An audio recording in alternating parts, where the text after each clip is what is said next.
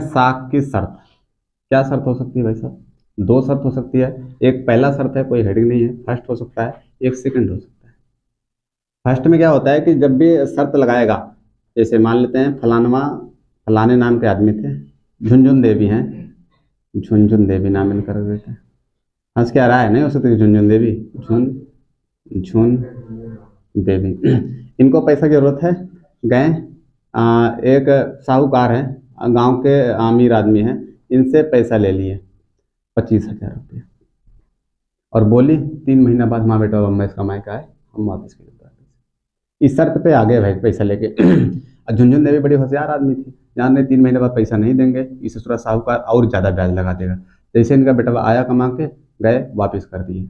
ये कहलाता है पहली शर्त। पहली शर्त में जिस शर्त पे पैसा लिए थे उस शर्त पे क्या करे, पैसा वापस कर दे। ये जो ऋण था, ऋण मतलब साख था, साख का सकारात्मक उपयोग होता है भाई साहब। साख जो था उसका सकारात्मक मतलब सच में उस जो उधार लेकर आए थे उसका उपयोग किए हैं, ये कहलाता है साख का सकारात्मक उपयोग। दूसरा शर्त हो सकता है, यही झुनझुन देवी गई पैसा लिए और पैसा लेके आई और पैसा वापस नहीं कर पाई। जो भी समय दिए थे 3 महीना, 3 महीना में पैसा वापस नहीं कर पाई, बल्कि इनको और प्रॉब्लम में फंस गए। बेटवा गया था कमाने, हुआ जब वो नहीं मिले, नौकरी नहीं मिले, बेटवा को और पैसा की जरूरत पड़ गई। फिर पहुंच जाएंगे इनसे पैसा, साहूकार से पैसा लेंगे। फिर से जब पैसा लेंगे तो और दूसरा पैसा देगा, लेकिन ज़्यादा रेट पे देगा। पहली बार जो पैसा दिया था 25,000, वो कम रेट पे दिया रहा होगा, दूसरी बार जब पैसा देगा ज़्यादा रेट पे देगा। अब इनको पैसा वापस कर नहीं पाई, फिर ऐसे ऐसे हो सकता है अगली बार फिर इनको पैसा जरूरत पड़ जाए, फिर जरूरत पड़ जाए, फिर जरूरत पड़ जाए, ऐसे होता चल जाएगा। इस थोड़ा लगातार इनको अगर पैसा देता रहेगा, हाई रेट पे पैसा देता रहेगा, देता रहेगा, देता रहेगा, इतना ज़्यादा पैसा दे देगा, इनको कर्ज के जाल में फंसा देगा। कर्ज के जाल में फंसा देगा। फिर कहेगा आपके यहाँ भैंस है, आपके यहाँ टीवी है, कूलर है, फ्रिज है, ट्रैक्टर है, जो भी चीज़ है, जमीन है, वो सब हमारे नाम कर दीजिए। इसे बोलते हैं कर्ज के जाल में फंसाना, कर्ज का ट्रैप में फंसाना। ये जो होता है ये कहलाता है साख का नकारात्मक उपयोग है।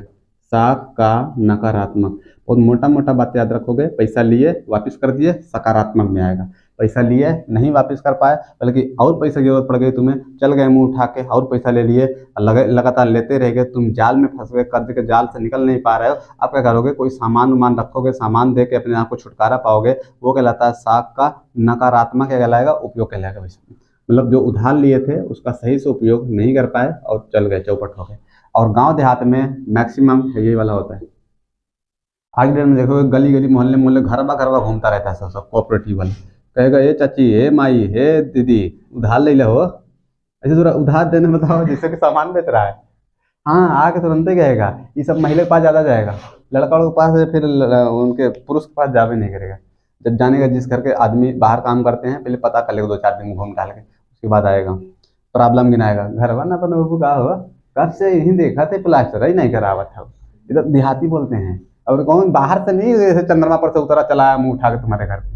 यही अपने सोसाइटी के रहते हैं, वो सब जानता रहता है कौन कैसे इंप्रेस होगा, कैसे मानेगा उधार लेने से। जान रहा उधार देंगे, उधारवा वापस करबे करेगा, ब्याज वसूलते रहेंगे।